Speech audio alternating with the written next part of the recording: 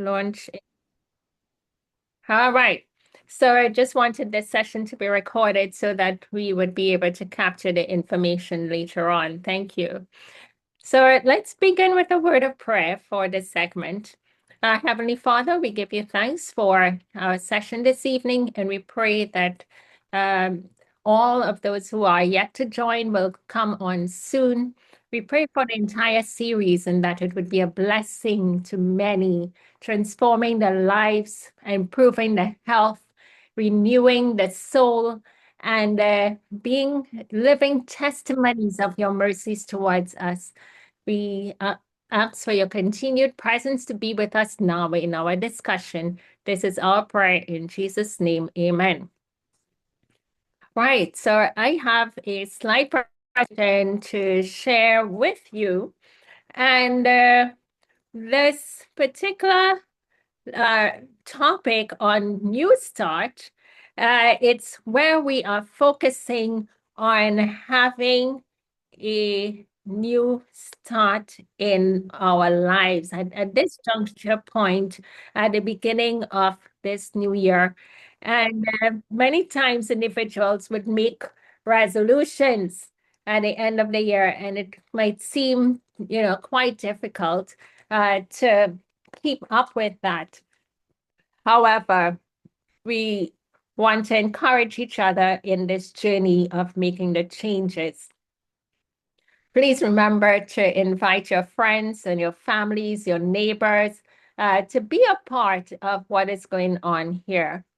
Now, new start, and we heard it in the introduction.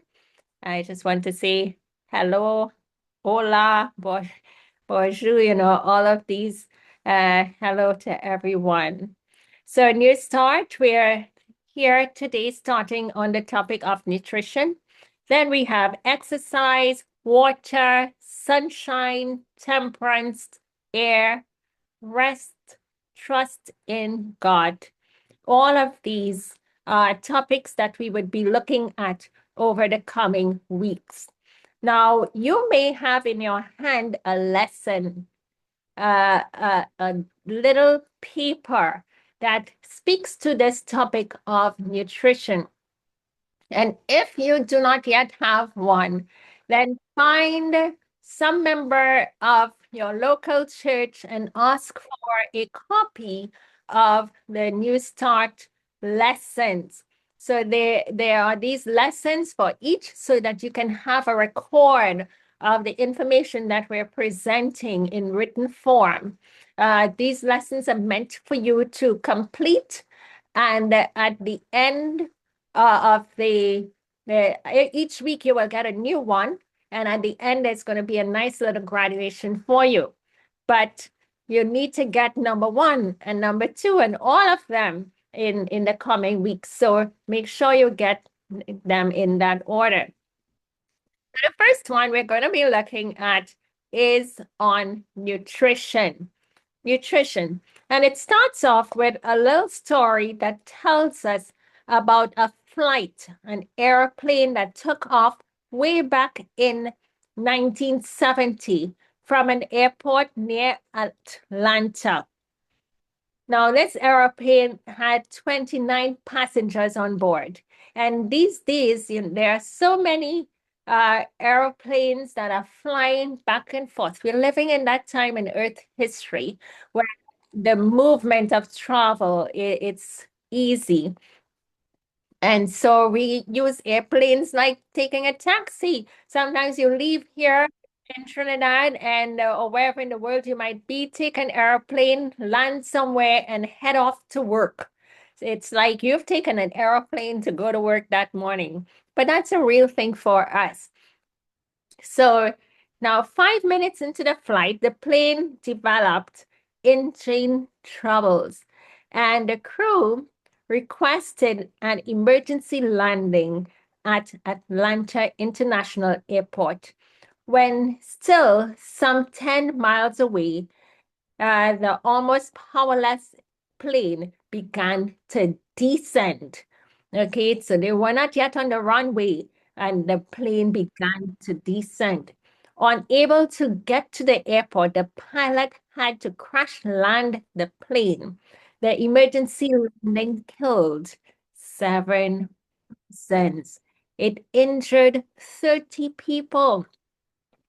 And the investigators discovered that the cause of the problem, they discovered the cause of the problem. It was because the aircraft, which required 100 to 130 octane gasoline, had been filled with 200 gallons of Jet A fuel. Imagine the wrong fuel into the engine that did not belong there. And I know about that because some time ago, I got a vehicle. I didn't ask any questions and nobody said anything to me. And I began using super gas, the gasoline. It's all unleaded, super unleaded, premium unleaded. And I just thought, well, I'll do super. And I began putting in super unleaded fuel into my vehicle. And one day I was driving and the vehicle is just like buttering, butter, buck, buck. And before you know it, I didn't like that performance. So I checked in with the car dealership and they said, Ma'am, what gasoline have you been using? Super? No, you need to use premium. So it cost me more and much to really clean those jets and take out all the sludge and clear that out and then put the right fuel in. And when we did that, it's been working perfectly. So with this airplane, that was a huge disaster that came about because someone did not put the right fuel in. And so today, just like that airplane, we need the right fuel within our body. How about looking at our plate, our diet? And is it that we're putting the right foods within our body, eating and consuming items that our body was designed to consume, designed by a heavenly creator, a master designer created this body and gave the right kind of food for us to consume. But when we choose to go outside of that, of course, problems do come. This body doesn't function well. And so we're looking at nutrition. So our bodies require the right food, the right fluids, like water being the beverage of choice, as opposed to 7 Up, what we have again. Juicy. Where's the chat? Could somebody tell me what we have? What are some of the juices we have? Because my brain seems not to pick it up. I don't pay attention to those things anymore. Coke. Coke. All right. What else do we have? Yeah, we don't want Coke. That's not a nice. Anything else? Sprite. Sprite. Yeah. And Smolta, Apogee, Christmas season just passed by. And Malta. what? Malta. Malta. Yes. Good, good. Coffee. That's a nice one too. All of those fluids do not work well with our body because we need the right kind of fluid. Have you ever heard about Adam's eel? Everyone knows what Adam's eel is. It's water. And so we designed to drink nice, healthy water. And you can get water. You can get water in our coconut. And when you consume your fruits and your vegetables, there is water content in there. If you were to juice a carrot, you would see it has water. And it will come into the juicer. A tomato has a huge amount of water. So we get water in all of those areas. Yeah. Gatorade. Yeah. That seems to promote giving people energy, but it weakens you. And those energy drinks will damage your kidneys. Okay, energy drinks and protein drinks is quite damaging to the kidneys. So we need to watch those. So getting the right balance in our body is important, and we have the choice every day. Nobody comes and put anything into my mouth. That hasn't happened today, neither for a number of years. No, we put it ourselves. So there is a need for self-control and a need for that brain to be working well, to be strong enough to put the right fuel in. So we set ourselves up for disease and even death when we consumed those items that are not fit for food, that are not suitable fuel. And so in our modern diets, we tend to have nearly two-thirds of deaths that are related to diet. There are many times when individuals come to me, I always ask them to complete a lifestyle assessment form. And when they complete that form, I would look at all the things that they are doing and also what they are consuming. And sometimes that diet section is like a long list that of what I would record of what they are consuming that they should not be consuming. And I could see a direct correlation between the diet and the poor health that might be a terminal condition that can lead to their death. We have colorectal cancer pretty much on the rise these days, and that can come about largely because of diet. And in our next session, we're going to talk about exercise and its importance. And so it is a condition too that can be influenced when we are sedentary and not moving. But again, diet plays a big role and can even lead to death. Diet plays a role in overweight, diet in childhood obesity, diet in type 2 diabetes. Because when we consume excess amount of fat, it causes our cells to be insulin resistant and lead to type 2 diabetes. Now, many people are overfed and undernourished because we are filling ourselves with the wrong kinds of foods and foods that are uh, maybe dense in calories but poor in nutrition. So if we're drinking all of those drinks we just talked about, or we are snacking on the chips, all the salty items, or the sugar sweets, on fried foods, all of those burgers, the fries, and all of those things may not be nourishing to the body, but you're stuffed and we're putting on weight for it, and so we're feeding ourselves all of these foods, but no, few calories, few nutrients in it. Top and high in calories, but very low in nutrient. So the foundation of health is not in excess protein, fat, or sugar, but protective plants and protective plant foods that will help us to be healthy. I would always say, um, I don't see small growing on trees. I don't see apple tree growing on trees. I don't see all these corn kernels. Corn kernels. Can anybody tell me what corn kernels is? If you tell me banana chips, I know, well, okay, it's banana. Fried, we don't want it still, but it's banana. But what is corn kernels? It's really chemicals, a lot of chemical stuff put together. So when we're thinking about the food, here's a structure. We can think, let's go largely on our fruits and vegetables. Let us consume legumes. Think about grains that we can have and nuts and seeds that we can have. So I want you to tell me, what are some fruits and vegetables that you like? Anyone? Fruit and veg.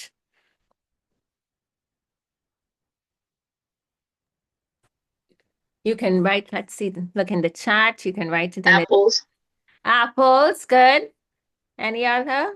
Mangoes, Mm-hmm. Mangoes. All Sapodillas. Sapodilla, good. all fruits and veg. You covered the whole market. Yes. Okay. Yes.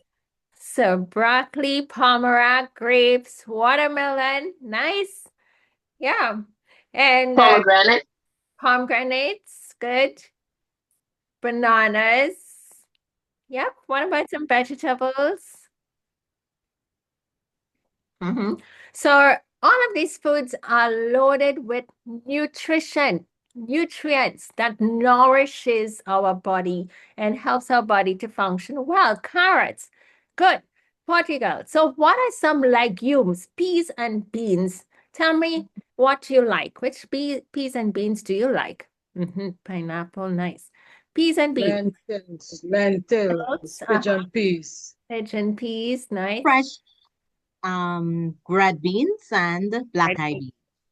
Wow, colors red and black. Chana, Chana, black beans, black bean, yes. Okay, good. All right, let's move to the grains. What are some grains that you consume? Grains. There are grains, grains, grains. What are some grains?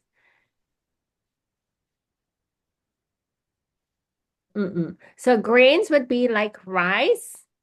No, Black, huh? black rice. Black rice, yeah, we have black rice around.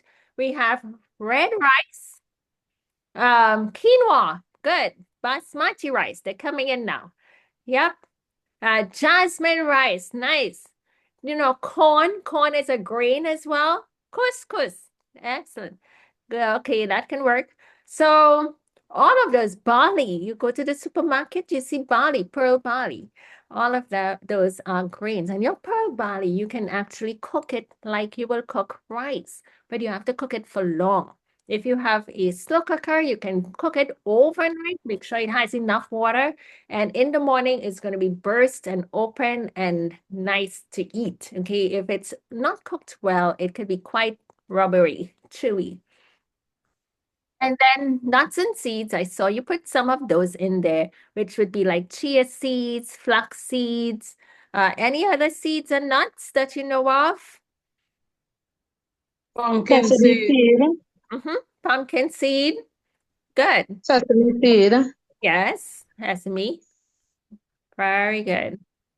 And the nuts, we have peanuts, you have what again? almond, Almond nuts. Brazilian nuts. Brazil nuts, Macadamia nuts. macadamia. Good. walnut, Walnuts, nice. Okay, so all of those are examples of what we should be filling our baskets and our market bags with. If you fill your basket and market bag with items that we didn't call here or didn't fit within this category here of foods that God has chosen for us, then we are in big trouble already. We are already consuming items that man have been subsistent on that can lend itself to disease and death. Now, you may say, but in the Bible, I see people eating fish and I see people eating meat and so forth. Well, the people have been there and they did what they did. They consumed what they had around them. All right. They consumed what was available to them at the time.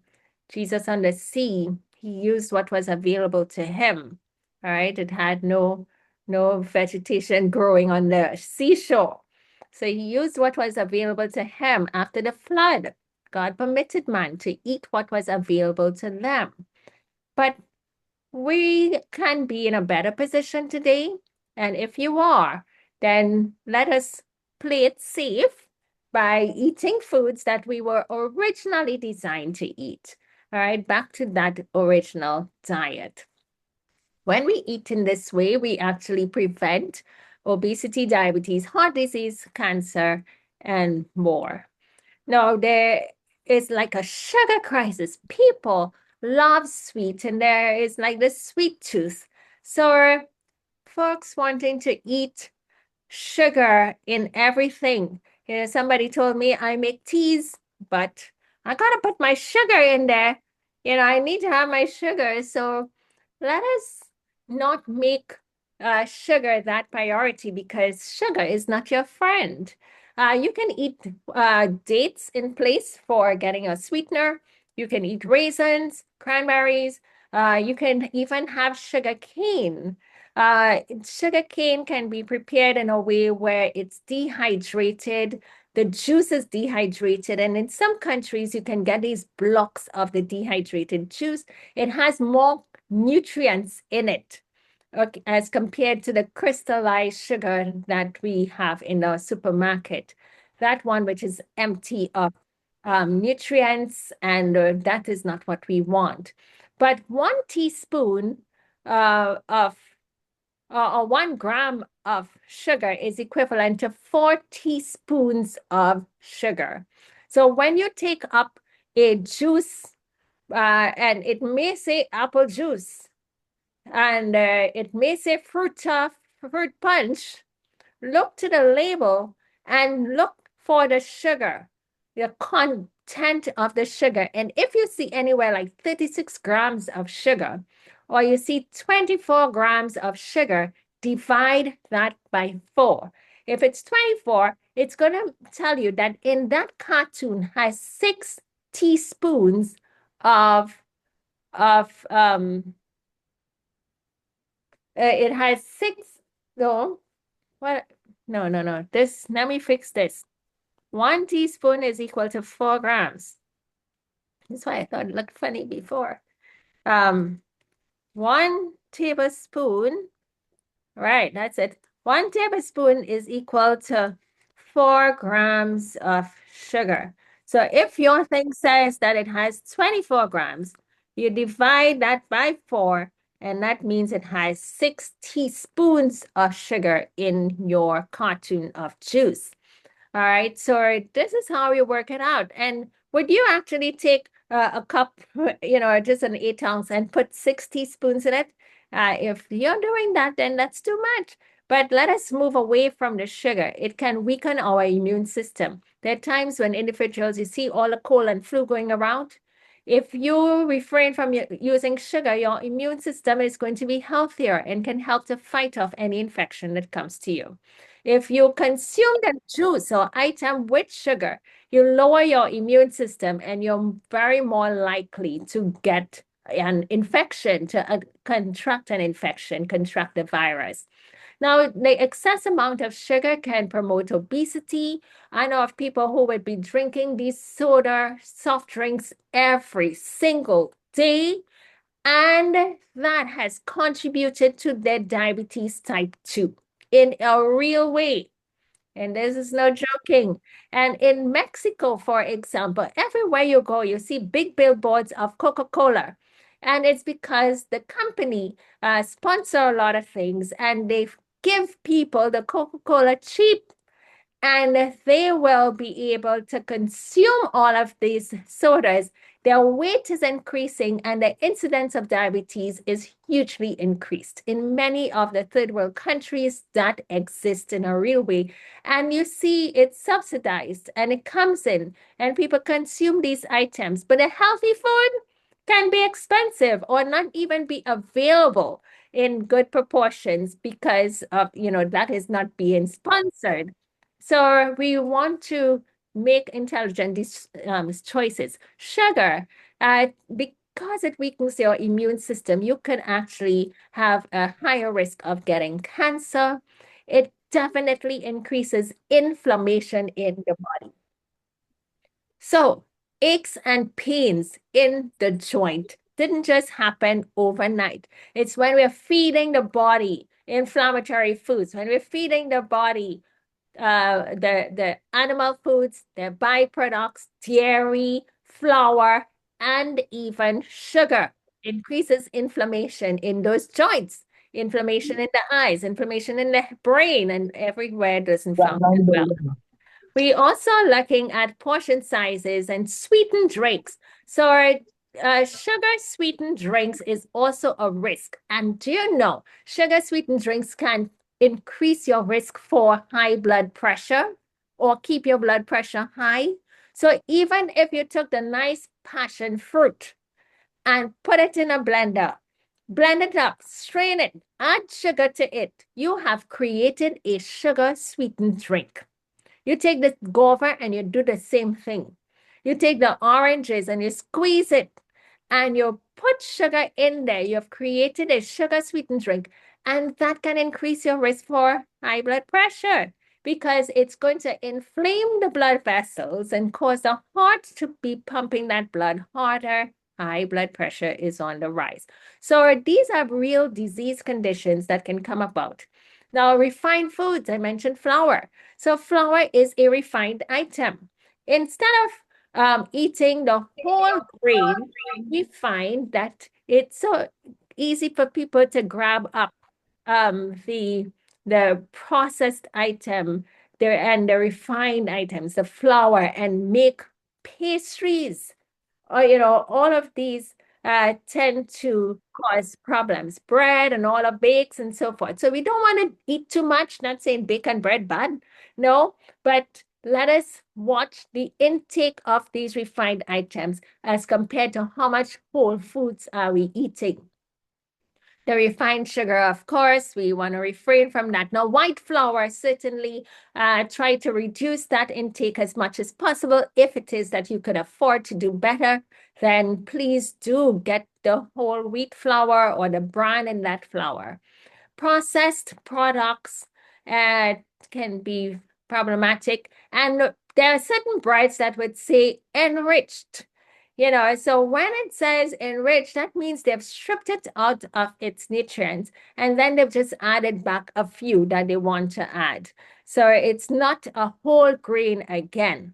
We want to focus on eating our foods in its whole form because in that way we get all the nutrients that it has to offer and help us to be healthy.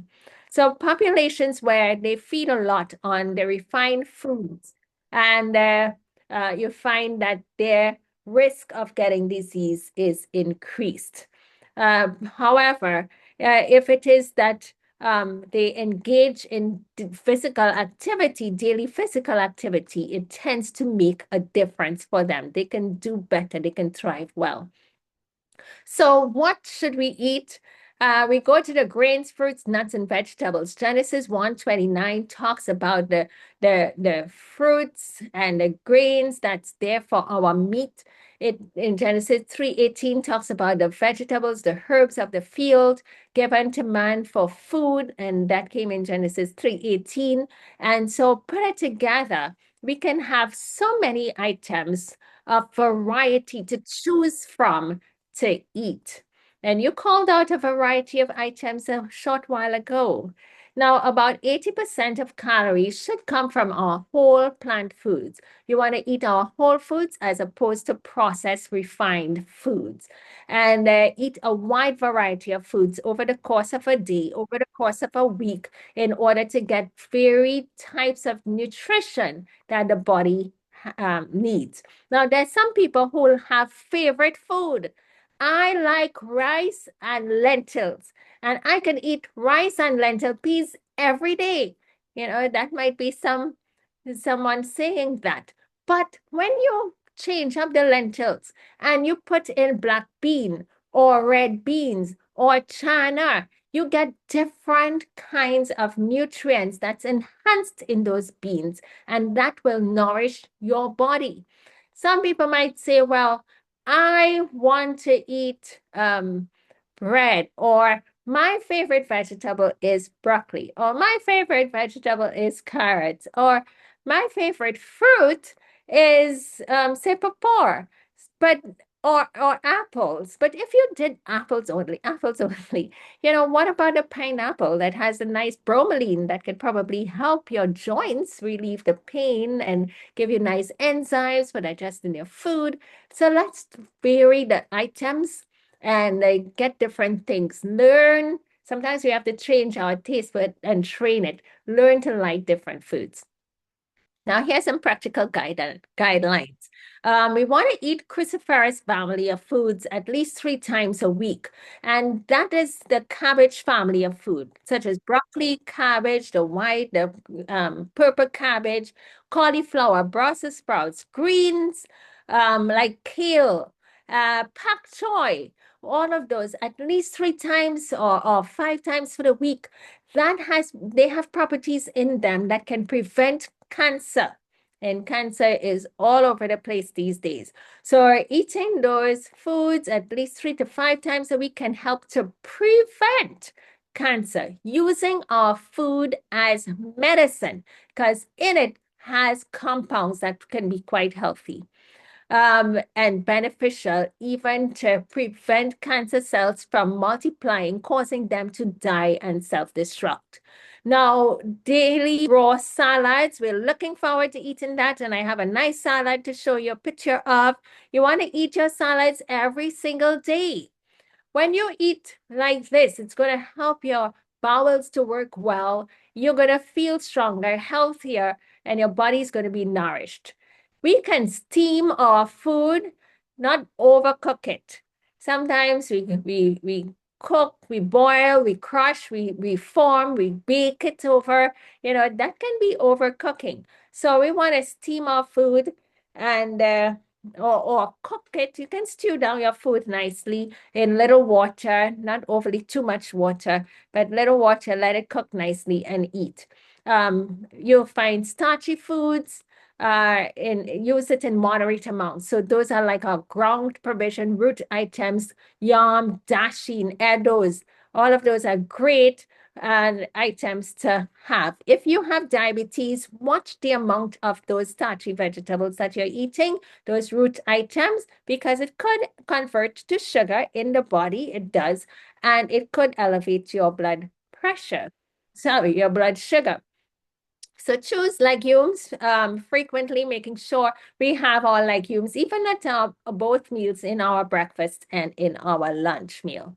How could we re-educate our taste buds? Because maybe it is like, yesterday at the health fair, I asked individuals, tell me, give me some peas and beans for protein. And that's what we focused on, as opposed to using meat and fish for protein. They are not the only sources of protein. They're protein because they're flesh. You have protein too in your flesh. And I tell you, if I were to eat you, I'll get lots of protein because you made it from the amino acids from your peas and beans. And so the flesh tissue has proteins in it. And so we're eating it, it's coming wholesale. That can be too much and an excessive intake of protein in our bodies when we consume the flesh foods. That can increase our risk for cancer. That can cause an indigestion of protein if we have digestion problems. And if you have protein too long in the stomach, and it can affect your kidneys, it could affect your eyes as well, your vision. So we want to consume our food, get our protein sources from original sources where we get our amino acids, and our bodies will make the protein. Now, in our peas and beans, we can do that. So change the taste, but if you're not one that you regularly eat peas and beans, the texture of eating a whole food plant-based diet can be different, but it can be enlightening. Why? Because you know that these foods are healthy. These foods will be nourishing to every cell in my body. These foods are going to help me to feel better, to improve in my health. These foods are going to help me to be strong. I can get off my bed. I can go walk. These foods are going to help me to reverse my diabetes and to reverse my high blood pressure, that I can have normal blood pressure again. Do you know that food can be used to lower blood pressure? If your blood pressure is high and you used enough garlic in your food for you to eat, now people will tell me I cook with garlic. It's not if the whole pot have garlic, that's okay. But if you have high blood pressure, you want to consume the garlic for yourself. So put it on your plate and eat it up with your food. But you have to have enough. So if you did one garlic, that's not going to change your blood pressure and get it to normal. If you did 2 cloves, the little bud clove of garlic, that's not going to help. Sometimes you may need like four of those in breakfast meal and 4 of those in your lunch meal, and that can help make a difference. Now cook it, lightly steam it, and then eat it. Don't eat it raw. It's going to be quite harsh on your digestive tract. So just a little pointer there about how food can be used as medicine. Now, we want to gradually reduce sugar, the processed foods we talked about, and instead introduce fruits and vegetables. And you want to be intentional about your shopping. That's why we talked about all looking at a food pyramid and seeing what you would put in your basket when you go to the market, when you go to the supermarket. We want our children to learn to taste real food as opposed to processed, unhealthy food. When you were adults, when you were growing up as a child, you know what tamarind tastes like, 5 fingers. You knew about all those things, but our children may not know about those things if we don't give it to them. So instead of buying all those packed juices that's loaded with sugar, fill them up with water instead and give them the fruits. And they're going to consume that in their break at school and be healthier for it. Change is possible and the body responds quickly to better choices. Now, here are some principles of nutrition. We want to eat primarily whole plant foods. So vegetables, fruits, legumes, whole grains, all of these we want to eat. So you may be wondering how much. I'll show you a picture of a plate in a while that would sort of describe this. But 2 to 4 servings of whole grains. What is a serving? Take the palm of your hand in the mid section there of your hand, and that can be an estimated serving portion for you. So if an apple could fit in your hand, that's 1 serving. If a Portugal can fit in the hand, that's 1 serving. A banana, say a banana is a bit long, and a banana your hand can go over on one end and meet on the other side. That's 2 servings, right? So if your hand go over one and on the side, that's 2 servings of banana. So 1 banana depending on the length. But then the sort of whole grain, so portion, serving size. So you want for breakfast, you want for lunch, this is within a day. And the dietary guidelines for serving sizes have been revised just towards the end of last year in 2025 by the USDA. The U.S. Dietary Association, and so they are not looking at like 11 servings of grains anymore. 60-11, it used to be some high number like that. They have actually come down and reduced it, and this 2 to 4 depends on the amount of on your stature, your height, the amount of food in calories that you are consuming in a day. So if you're on a 2,000 calories, it's higher. If your calorie intake is about 1,200 to 1,500, for more vegetarian eaters, we would be on the lower end because calories in food is increased in meat, or if you fry foods, or if you have sugar added to foods, there's where you get high amounts of calories. But once you're eating whole grain plant food diet, you find calorie volumes are lower. And that's why in such cases, people are not overweight, as long as they're living everywhere, doing everything else healthy. So the legumes, whole grains, legumes, fats, and fruits. And those are what we want to see in our kitchens and on our plate. For our vegetables, the non-starchy, this would be like your leafy greens. You want 2 to 3 servings of that. So eat up lettuce, not just 1 leaf of lettuce. Eat like about 6 leaves of lettuce. That's too much. If you put your mind to it, you will eat it. It's quite nice. And so grains, fruits, nuts, and vegetables, they constitute the diet chosen for us by our Creator. And these foods, prepared in as simple and natural a manner as possible, are the most healthful and nourishing.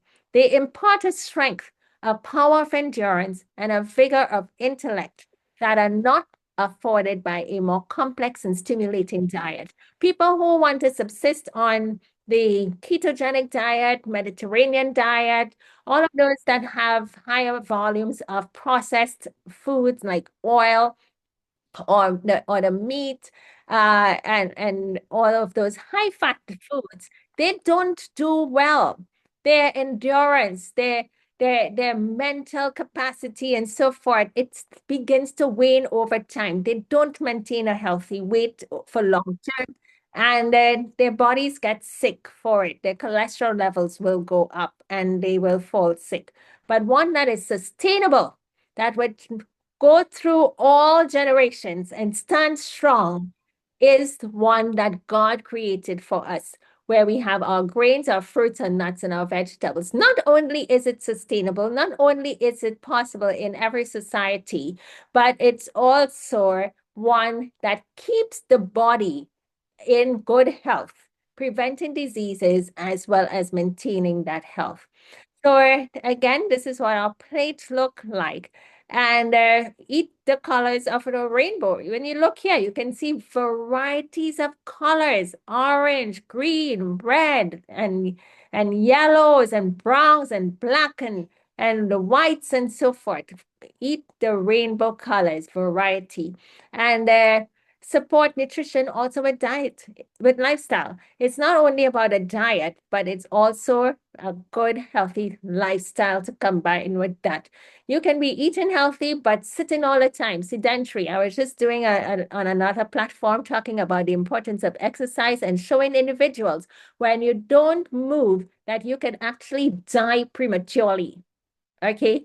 And that was when they surveyed, and 53,000 people who died because they were sedentary, they were not moving. So no matter what, eating healthy, we still need to move. Having that vigorous exercise and brisk walk at least 5 times for the week, at 30 minutes for the minimum. But if you give more, you even extended your life. I'll share more about that with you next week. So drink water. That's hugely important. Learn to like the taste of water. Drink it because you know it's good for you. Now, I would ask, could you bathe yourself in juice? Oh, you'd be sticky. But if you bathe yourself in water, you'd be feeling nice and fresh. So internally, we want to bathe our internal system with water. Aim for 6, 8 glasses, even more. If you have a disease condition, I would say aim for more, like 10, 12 glasses. Here at the center, I encourage individuals to drink 12 glasses. Unless they have fluid restrictions from kidney disease or heart disease, if they're restricted on their fluid intake, then that's different. But otherwise, drinking 10 to 12 glasses. So you're drinking mouthfuls at a time in the day, in the morning, 2 to 4 glasses of water, and we will cover that in the water section too. But in between our meals, 2 hours after you finish eating is when you can drink water again. Now, here is a nice quotation coming to us from the American College of Lifestyle Medicine. It says, for the treatment, reversal. Okay, so what are we looking at? Some NCDs, chronic lifestyle-related conditions, diseases like diabetes, blood pressure, arthritis, obesity, cancers. We're looking for treatment, for reversal, for prevention. So if you have any one of these conditions today, if you're thinking, wow, I could actually prevent this from getting worse, yes, I can actually treat my body with food, yes. If you have any of these conditions and eating plant-based predominantly on a variety of minimally processed vegetables, that means you're eating your vegetables in its whole form. All right, it's not processed, like blended down or refined. Like cornmeal, for example, is processed, but eating the corn is whole. You see the picture? So let's eat the whole grain. Cornmeal, nice, but it's better if we eat the whole grain. So minimally processed vegetables, fruits, whole grains, legumes, nuts, and seeds is recommended. So eating the more whole foods, like you look on this plate here and you could tell what's on that plate. You know, if this broccoli was emulsified and broken down and you just see a green blot, you wouldn't be able to say it's broccoli, but you can tell it's broccoli because it's still taking its form and shape. So that's what it means by eating whole foods. Whole food, you eat them in its whole form, it's more nutritious for us. All right, and it's based on plant foods of vegetables, fruits, grains, legumes, nuts, and seeds. So there we have our guidelines. So as we wrap up, what will the plate look like? And for those who were at the health fair yesterday, you may have gotten this handout, but it's here. You can simply take paper and pen and draw a plate, draw a circle, draw down the middle, and draw across. And on this side, we want to look at fiber. We're looking at for fiber, great amounts. This is how we can eat for breakfast and for lunch. So I mentioned lettuce. So if you had lettuce, then you can have your carrots, cabbage, broccoli, cauliflower, any of those as items that you can choose from and make up your plate. Then on the bottom corner here, we have our protein. You talked about all the lovely peas and beans. Some folks chose black beans. Okay, they say tomorrow we're going to do red beans. The next day we're going to do chana. Do you see variety? Oh, please. Now, you know, some folks, if you're doing fish, it's like fish, fish, fish. If you're doing chicken, it's like chicken, chicken, chicken. I didn't hear any black bean chicken, you know, or red bean chicken. So just to say that with the beans, God has given us variety. It's different. And so it helps to nourish the body.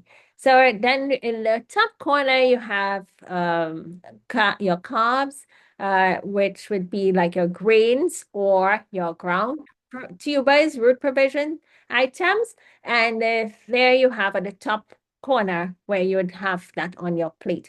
And always we start with the raw food first and we end with fats.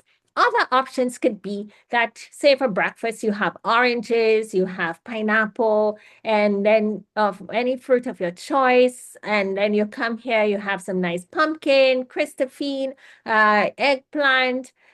You make some stew with that. You might have tomatoes raw. You may have tomato choker. And then you can have a bread and look for the legumes. Look for the protein on that plate coming from plant source in its whole form. So even tofu is refined and processed. Not tofu is okay. It's good. You can eat it. But if you eat the whole bean, you get even more. So with our bread, you can have some lentils. With your bread, you can have some red bean. And you can take that red bean.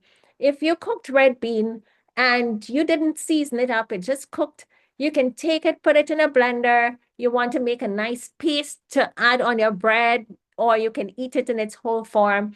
Even blending it is processing. But you can put it in a blender and add just a little dash of honey, sweetener, and you get like a red bean jam. Okay, start expanding your mind on food. Food doesn't have to be one way only. And then you can take that same red bean and you can add some seasoned flavors to it, blend it, and you get a nice savory paste. That's what we do with hummus. If you know about hummus, that's what you do with a chana. And you flavor it nicely with a chana. I have a chana recipe. I have a hummus recipe for you. Just a nice way of getting that protein in your breakfast with your bread. So you would see that towards the end. But get a protein. I eat peas with my rice here and so forth. And then for supper, you're looking for fruits for your supper, and you can do some bread with pumpkin.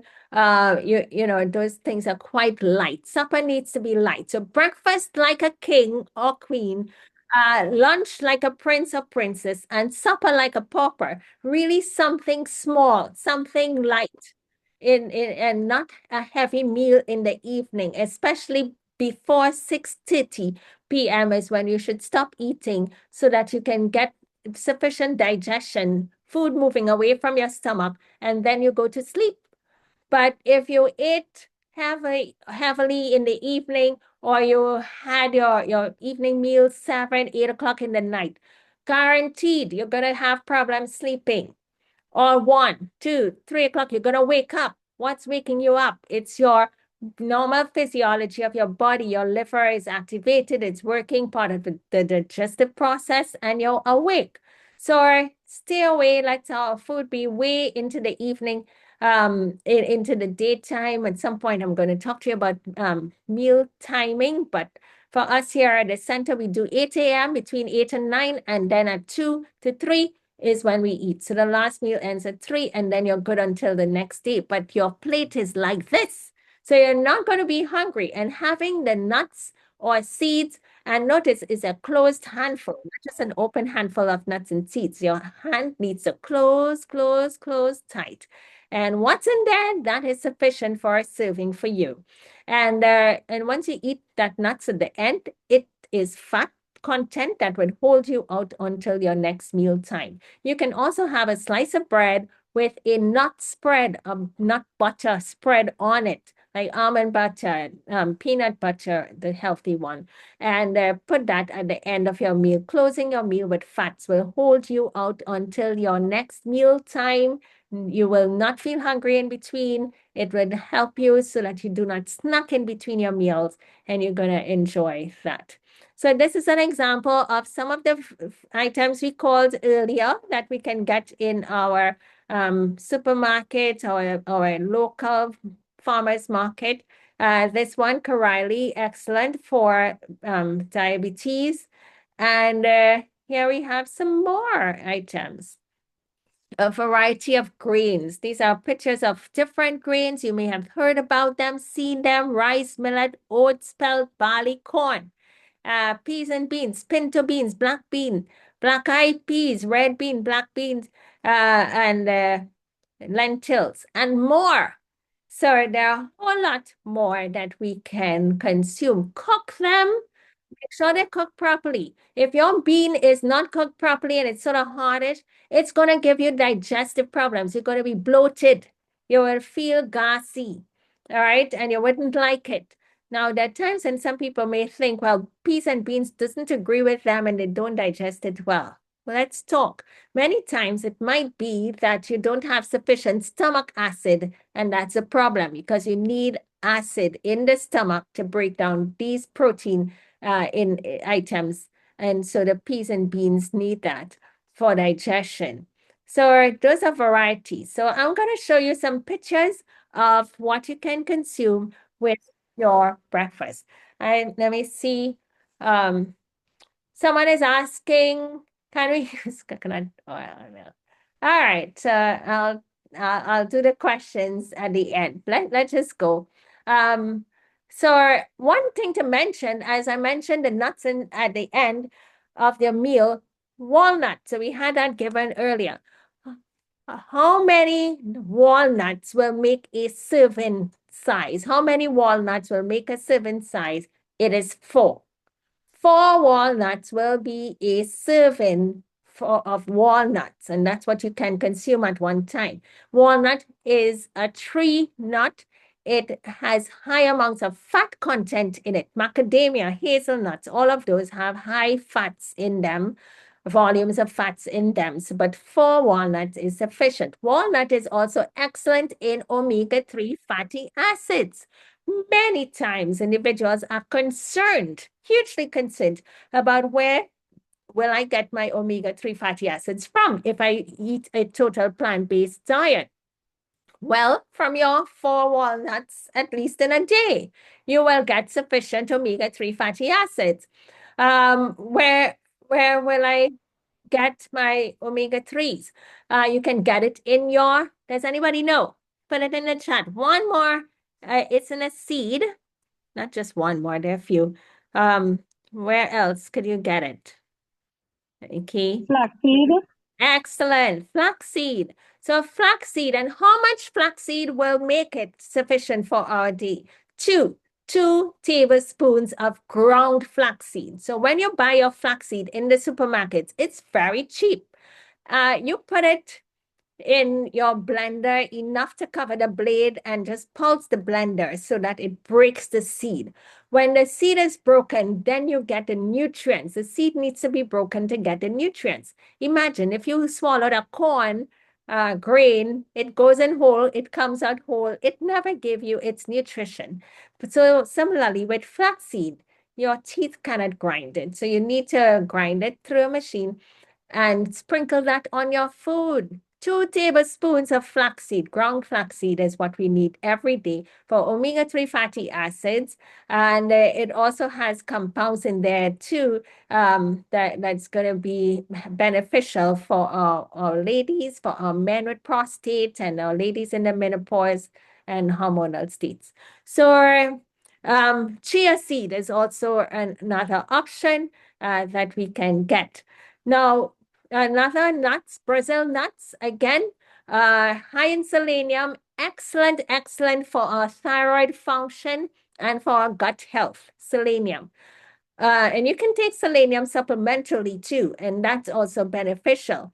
But the Brazil nuts, it's 3, like about 3, depending on the size, maybe 4, but just a small amount, 3 or 4 of the Brazil nuts in a day will be sufficient to give us sufficient nutrients that our bodies need. So if you perchance get Brazil nuts, then fine, you can use it. All right, so this is what our breakfast can be. You can have a nice cereal bowl and if depending on porridge, okay? So it could be oatmeal, it could be cornmeal, but top it up with some grains. So this one has some granola, raisins, pumpkin seeds, hemp seeds, and this was a little blend put in the circle here, of a sweetener thing. So you put seeds, you can add sesame seeds, sunflower seeds, you top it up with that, and it's going to be quite healthy and nutritious. Your flaxseed, you can add on top of that cereal as well. So breakfast, tell me, doesn't this breakfast look hearty, filling? And it has all the components that we talked about. You got your raw food here of oranges and tangerine or Portugal. And then on this side, we have some pumpkin. You got your protein. So think about that plate structure. You also have in the corner your root item, purple potatoes. So it could be any kind of potatoes. And then we have a little serving here of some walnuts and pumpkin seeds. Does this look doable? I want to hear from you. Does this plate, does this menu, does this breakfast look doable that you can do it? These are folks answering questions. I hope it is. And when you eat like this, you will not feel hungry until your next meal time, which can be ideally 5 hours later, giving sufficient time for your food to be digested and then a little spacing before your next meal time. So that's why when we eat at 8, between 8 and 9, eating like this, you're not going to be hungry until about 2. And then at 2 o'clock, you can eat between 2 and 3, and then you're good. Wow. Everybody is like so silent on me. You guys must be taking pictures of this plate, or you're just watching everything and your mouth must be watering. Nobody could talk to me in the chat or on the voice. Okay, let me show you another one. So bananas and mango. All right, so this is what we have here, a nice fruit plate. Now, this is what I call a 3-course meal. So if you have your raw fruit to start, and why? It gives you enzymes to help digest your food, and then you're able to eat your food heartily. So your banana, your mango, and you eat a nice, this is like 2 bananas and 1 mango. So you see there, you're getting your 3 servings, okay? And what we have here, this is pumpkin or squash. You can put it in a steam pot And that's what I did for this, right? I just steamed it. Nice and easy. Go to the kitchen and you could cook and early in the morning and you have your food. And so quick way, just put that in a steam pot and I move on to do something else. So it's you can do that. You can stew it up as we like to do here in Trinidad, but don't put oil in it because you put a nice healthy item and you dose it down with oil. Oil is processed and so it's not whole food. Okay, so eat the olives, that's whole. Eat the coconut, that is whole, but coconut oil is not whole. So we don't need to have those items in there. However, there are some times when people can't even afford a nut. So I'd say just a little, a little teaspoon of oil is what is recommended, 1 teaspoon of oil for the day. So a little quarter teaspoon of oil, you drizzle that on the food, then you can eat that for your fat. If it is that you cannot afford the nuts. But here we have quinoa. So someone mentioned quinoa earlier, and I've chopped up some sweet peppers in it and the green little cucumbers, chop it up in there. So you get a nice color and make it palatable. And quinoa, you can cook it like you would cook rice. And then you have your peas on the side, and then you have your closed handful of your nuts and seeds to end. All right, so I promised I'll show you a nice, pretty salad, and this one is nice. This is just simply tomatoes and sprinkle some olives on it. And it's quite nutritious and tasty and quick and easy to put together. You can have cucumbers and tomatoes and eat them in its raw state. If you have the nice pink Himalayan sea salt, you can just sprinkle a little and flavor it up and eat. Okay, think I saw the chat being active. Okay, so someone is asking for a diabetic. How much fruit can a diabetic consume in one serving or in one meal? So for a diabetic, like what we just showed, mangoes and bananas are excellent for diabetics because it helps to prevent night it helps to prevent night blindness where the vision may be impaired. And so at nighttime, that they may have trouble at some point. So mangoes are good for the eyes, beta carotene, and so with the bananas as well. So someone with diabetic will eat the banana, will eat the mangoes when they're here at the center. And this is why if you're on a whole food plant-based diet, it can work for you as a diabetic. And by the way, I do have a diabetes support group where we meet once a month. Every month we meet and we go through these topics for diabetes. All right, that's a focus and only on diabetes we're talking about.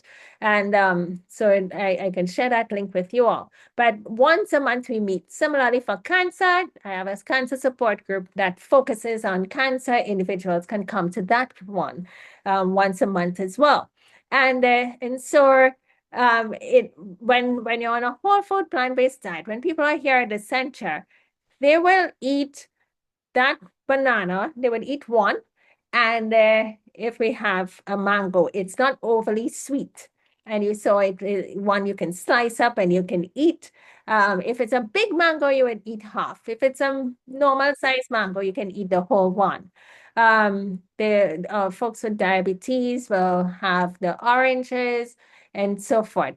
But the thing is with the diabetes, you must have the fiber in the rest of the plate. My diabetic individuals will even eat watermelon, but it's not watermelon and bread and cheese. No, no, no, because where is the fiber there?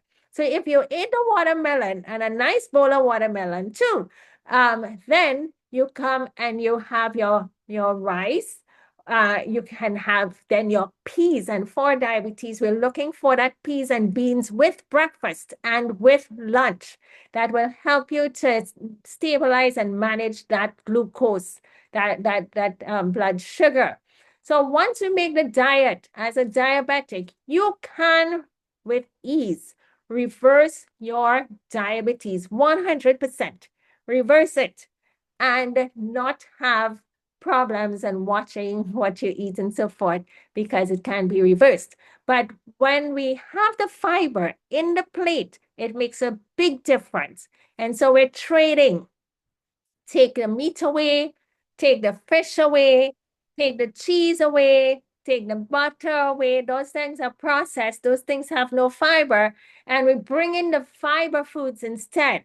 The variety of our peas and beans. We have, if you have all your vegetables, your carrots, your cabbage, and all of those great items with fiber. And in that way, individuals with diabetes will do well and they can eat up and get that blood glucose levels within range. All right.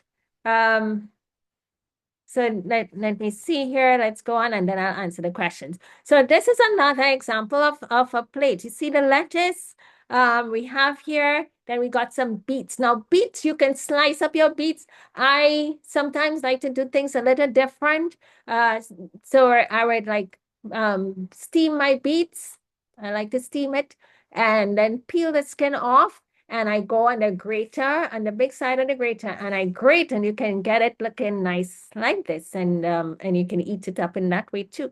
You know, just making the plate look different. Brown rice here. This looks like wild rice, and then some beans, and this is like a plate for lunch. You see the vegetables. Look at half of the plate with the vegetables, and then your protein, and then your carb, and then you can have your nuts and seeds to end. This is another one. I have some veggies here, greens, the beets, the cabbage. I have some kale on the side here. So kale and cabbage, they all work together nicely. And my rice and a lot of peas thrown over there. This is another one. This is a yam pie.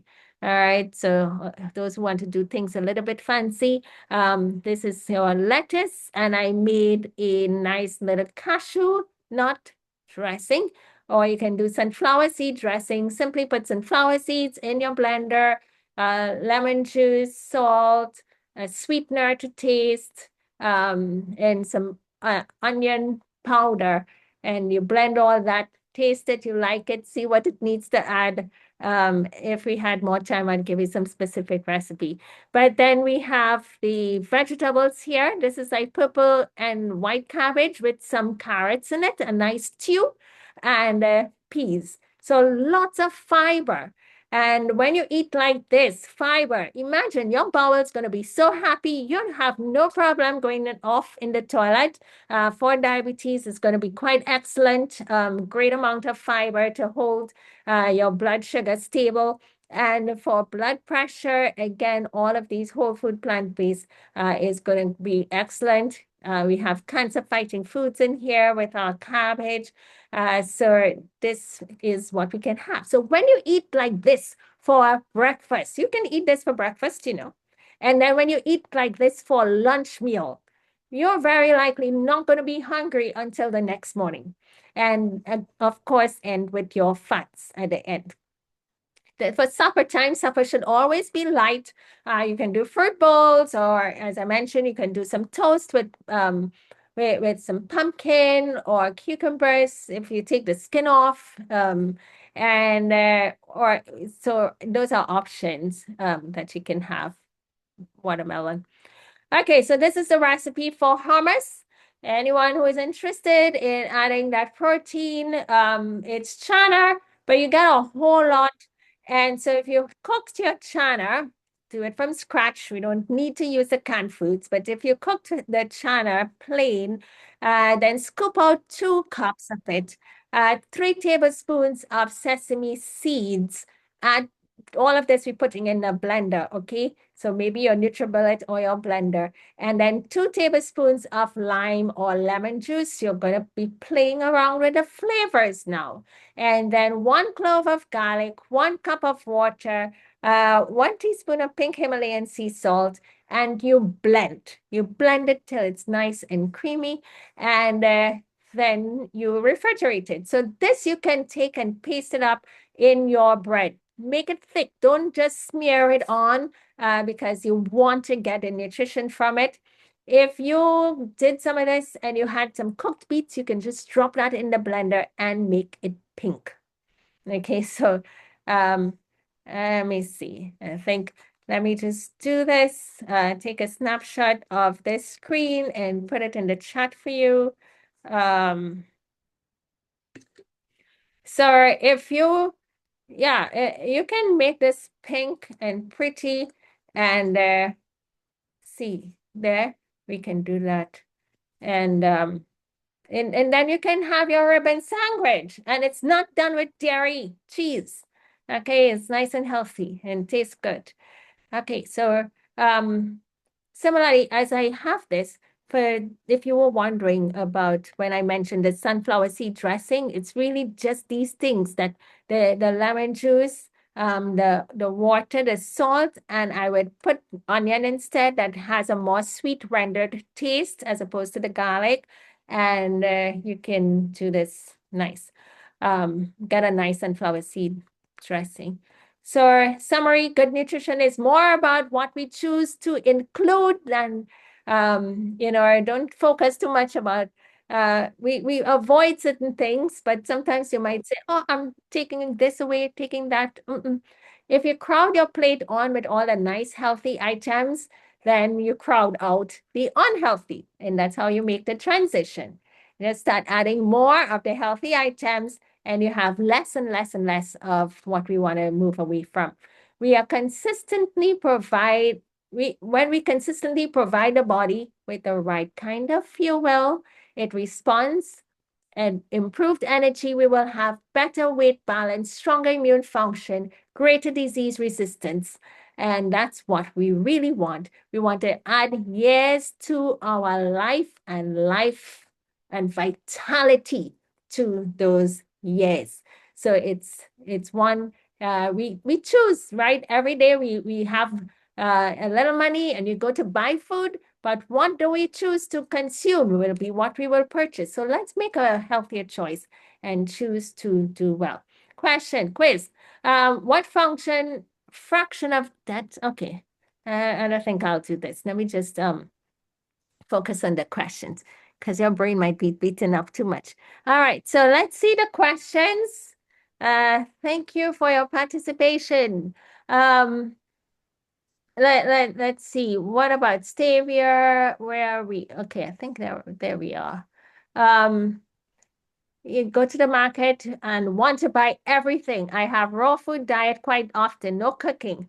Well, I don't support the raw food diet only. I just on last week I was sharing some research data. There are lots, there are thousands of research information that speaks to the value and benefits of cooking food. When we eat food raw, there are many times that we don't get the amount of nutrition that we could possibly get when we eat it cooked. Now, I know, okay, with raw foods, we would talk about the enzymes. Okay, enzymes. And then what more does a food item have to give? We can talk about vitamin C, all right? And so cabbage has vitamin C, but what more does it have to give that we would want to benefit from than just the vitamin C? Because we can get vitamin C from other food sources, like your oranges, So let's work on getting most maximum value from our food than just focusing on one thing. So when we take the cabbage and we eat it raw, and the cabbage family of foods, the kale, a lot of folks want to juice kale and eat kale raw. You know what is happening?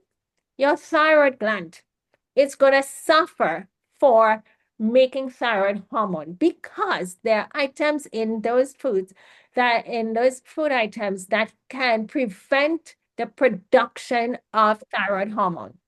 And then our glandular areas do not get thyroid hormones. And in fact, every cell in the body needs thyroid hormones.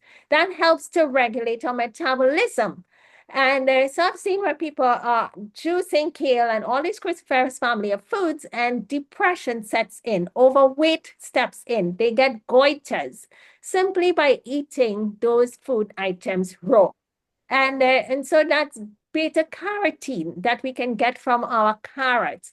When we heat them up, when we cook it, you get beta carotene enhanced more than when you eat the carrot raw. So if we're looking for nutrition, then cook the vegetables. Please do. Steam them. You don't need to overcook them. And in fact, with the cabbage, have lots of even the antioxidants. They tend to be increased when cooked. Indole 3-carbinol, sulforaphane, all of those are cancer-fighting agents in the cabbage family of foods that we will get when we heat them up, not when they're raw. The nutrients, they're locked within the walls of these foods, and heat releases them. Okay, so that's what we want them to be bioavailable to the body so that when we crunch and we chew and we eat, it's going to be available. Our body will be able to take it up. Remember that analogy I told you about? If you ate a corn grain whole and you didn't break it, then you wouldn't get the nutrients. So similarly, if we didn't break the cells with the heat, we wouldn't get the nutrients that we need. It's just going to go in as fiber, come back out and not benefit us. Simple thing like tomatoes. Our men know they want to heat up their tomatoes to get more lycopene. And lycopene is excellent for our ladies too, especially with a breast cancer situation. So we want to eat, we can eat some of the tomatoes raw, but we can also and definitely should cook some of it and eat it. So don't do all raw.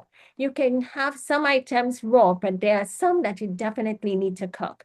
I was talking to a group, even with sprouts, similar thing, even with sprouting some of those seeds and beans.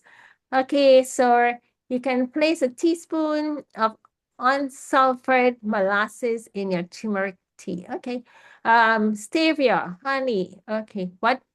Coconut milk, coconut oil, and coconut milk. Like I say, coconut grow on trees. The coconut milk do not. The coconut oil do not. And so those items are processed in themselves, and you get a concentration of fat as opposed to if you eat the coconut. The fats in coconut is saturated fat, and the body is going to treat it as fat. Your blood can be fatty. It can and will, if we use it excessive amounts in every bit of food, it will, and without hesitation, it will increase your cholesterol levels, and it will cause fatty deposits within the arteries. It will and can narrow those arteries. So we can be eating whole food, plant-based. Well, coconut milk and oil is not whole food, but you could be doing plant-based and want to know, well, why did a person fall down with a heart attack? Because they were using the coconut milk in almost every dish and pouring oil on the food, and that inflames the arteries, making them narrow, causing the growth of those plaque deposits, making them narrow, and the blood couldn't pass through, and yes, a heart attack took place or a stroke. So we do healthy, yes, but there is always the knowing about how to do it well, and temperance, moderation in all things. And again, if we were just to use the food in its whole state, it reduces some of these impacts. Like I said, you can eat the olives, rinse them, eat them, but the olive oil, great, yes. But if we use it too regularly every day, I see folks drizzle the olive oil on the food. Not always a great idea, because that can increase the fat deposits in our blood. All right, so next one, is it okay to drink a cup of herbal tea at night? It depends. And if you were to drink it, I would say drink it like about 6:37. If you drank it later into the nighttime, it's a liquid. It can cause you to get up in the night to urinate. One. Secondly, a lot of these herbal teas have they chemical compounds in them. That works good. They're helpful. But I've seen, especially in the older population, when you drink teas at night, I was in England a couple of years ago, and every senior person that came to me, they would have these teas like a nightcap. You hear that term, nightcap? And so on about 9 o'clock, they just drink some tea before they go to bed. And what that did, it was drying. The components in the tea itself was drying to their throat. So they will complain about they have this coughing, especially in the night. And when I saw it repeated, I was like, what's similar are these folks doing? They're drinking this tea in the nighttime, just before bed. Please don't. So when they stopped, everything improved. So if you watch that tea drinking, let it be early. Why are we drinking the tea? Maybe it's what I call a sleepy tea. So you have lemon balm, passion flower, and maybe some little soursop bud to help you sleep, or lavender tea. Drink that early enough, like about 7. Sometimes that may not work. So I have the folks drink it through in a day. And then by evening time, the sleepiness step in. So watch that in the night. Is condensed milk a good sweetener? No, it's not recommended, not one that I would recommend again, because come away from the animal foods. Let's think about the effect that animal foods have on our body. Even the cow's milk, condensed milk loaded with sugar, and that causes inflammation in the body. It will cause our blood vessels to have thickened blood. It will cause those arteries to narrow. It is teary. And the sugar will cause all the ill effects that we spoke about with sugar. When you're toothless, yeah, and you cannot eat seeds, what should you do? Oh, here at the center, we just blend the seeds. And the other day I had somebody said, this is my dust, you know. So we blend the seeds when you can't chew it, and it works. It works just the same. So just how you have the blend flaxseed, you blend your pumpkin seed and your sunflower seeds, and then you just take a teaspoon of them or tablespoon of them. They're broken down, tablespoon. So how much fruit? Okay, we answered that. What is the space between children's meal? Okay, so you heard me say 5 hours apart. Do you know the science shows same for children 5 hours apart, except if they're like babies. Babies will feed on demand, okay? Breast milk feed babies on demand as they into the age of 1 and 2, you know, and they may be picky eaters. They may not be eaten up substantially and so forth. But once they get into the older years, maybe 4 or 5, and they're eating proper meals, then you would be able to help them space their meals out too. No snacking. I've seen lots of time children snacking in between. Their bellies are big. They don't think constructively. Their behaviors are cranky. They're fussy and that sort of thing because they're grazing all the time. So let's space our children's meal just the same. The science behind it shows. Now, when we eat, digestion takes time and there is a process.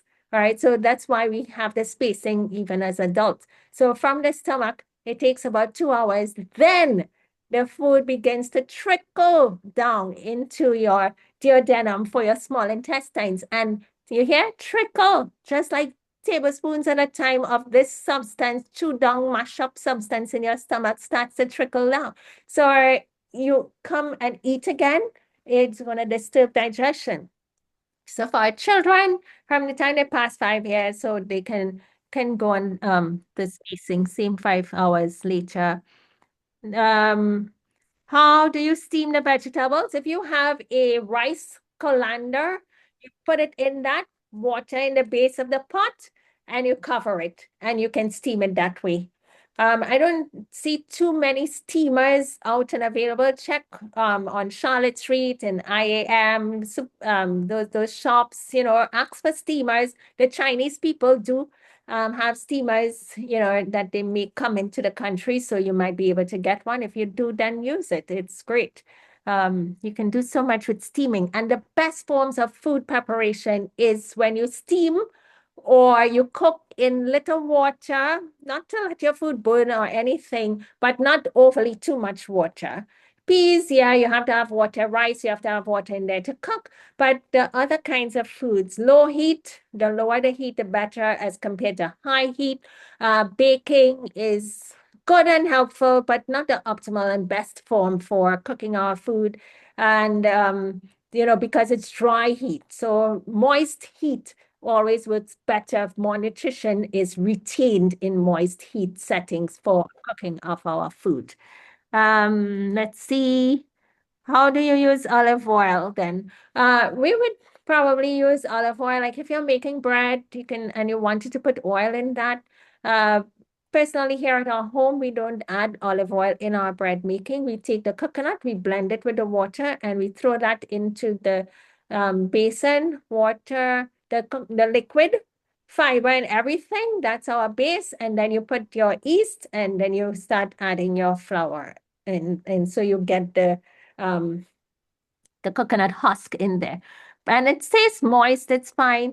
But olive oil, if you like, so you put it in the bread, and basically that's pretty much, especially when you have heart disease going on, diabetes, especially high blood pressure, high cholesterol levels, narrowed arteries. I tend to tell folks, let's back away from the oil, let your body heal. And even not to overdo on the nuts. That's why it's a closed handful of nuts. Is there a repeat of this very important topic, nutrition? I have recorded it and I would seek to get it. The church can post it up somewhere if the church has a website. If not, I would really love to get it. I can put it on my YouTube channel for you and you can get it. Maybe they can add it on their YouTube channels too. I hope we would be able to get it. Is vegetarian cheese good to use? Good question. You go to the supermarket and you see vegetarian cheddar cheese. When next you go, please look at the label and ask, is there cholesterol in here? Yes, you would see cholesterol, maybe 18% or 18 grams of cholesterol. Where the cholesterol come from? Now, plant foods have no cholesterol in them, animal foods do. So if you look at the ingredients, you would see pasteurized milk.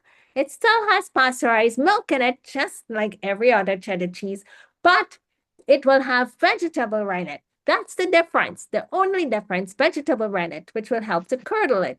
Now, so the vegetarian cheddar cheese is not total vegetarian. It's not. And it will hurt your body just as if you were eating the ordinary one. So don't go for that. If you made your own cheese using nuts, as a source in the base, then that can be helpful to you. Then can you make coconut condensed milk with honey? Again, you can if you wanted to do that. You get your coconut milk and you sweeten. You could, but again, watch the coconut milk concentration. That would be too much cholesterol promoting compound in there. So it depends on how often you use it. Do unsweetened almond milk have sugar in it?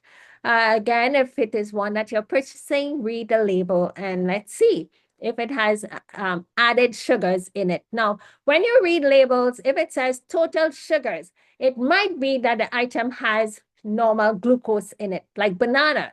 If you put banana in and you had to label that, you would say total sugar, give it a value. If you took pineapple, it would say total sugar, and you can give it a value because it's sweet. It has some sweet in it, glucose. However, when you see the words added sugar, that means that they've literally put additional sugar into the item, and that we want to stay away from. That's why some of the fruit juices, you would see the label say total sugar and then added sugar, even having some more. So you know that sugar is added to the item. And, stay away from those because it could be problematic. Oh, I've reached the end. I'm not sure if I missed any question. Okay, good, thanks.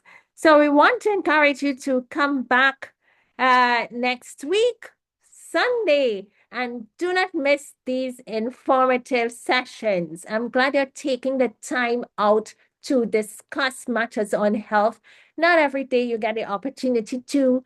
I'm happy for your questions. Please come up with all your questions. If every time we're on, get your questions answered so you can have clarity, so you can be sure about your moves, what you're doing, so you can understand why you're doing it. When we spend time like this, you have a better understanding as to why you are going to put into practice these principles, and that can make a whole difference as to how you continue and sustain upon it. I think I've covered all the questions. If that's it for the evening, then thank you. You've been a great audience. Please invite a friend. Don't come alone, and may God richly bless you. Okay, thank you, Dr. Nash. And what a wonderful thing we started here tonight. I hope you all have been educated by this very educational class here tonight, like I have. I don't know about you, but I learned about what my plate should look like and how to even train my taste buds to enjoy some of the foods that don't taste as good as KFC. So I'm glad you all came out to join us tonight, and so many of you too. Our platform is actually full tonight. So I'm looking forward to seeing all of you next Sunday night, as was said before. And I hope that you'll bring your family members, your friends, your neighbors, so we can all learn how to start our new start together. See you all next week as we speak about exercise. Thank you and have a good night. Okay, let's just close with prayer. And I think that someone is asking about how you can get the lessons. I was looking to see if there's a little thing to attach in the chat, but I'm not seeing it. Sorry. So speak to someone from Fabo SDA Church or San Juan SDA Church. Or you may be wondering how you can reach me. Just send me a WhatsApp message. Okay, my phone is always on silent and they're very difficult for me to answer. So if you send me a message, I could probably be able to help you get the lessons into your hands, and then you print it and you fill it out, or simply take a piece of paper and write the answers. Oh, I think that's what the quiz was about. Okay. Well, next week we'll do the quiz for nutrition, and then we will do the quiz for next week. Sorry, I thought it was me posted up my own questions because I did that for another class. All right, so let's have our prayer as we close out. Heavenly Father, we give you thanks for our session today, and we ask for your continued grace to be with us. And as we've learned, it seems like so much, but please let's review and prayerfully consider some of these points. And one of the law of health is trust in God. And so we pray that we will trust in you, in your process, in your natural remedies, in your healing modalities. Trust in you and watch and see the miraculous changes and improvement in health that can take place in our bodies. And we ask for good night's rest. This is our prayer in Jesus' name. Amen.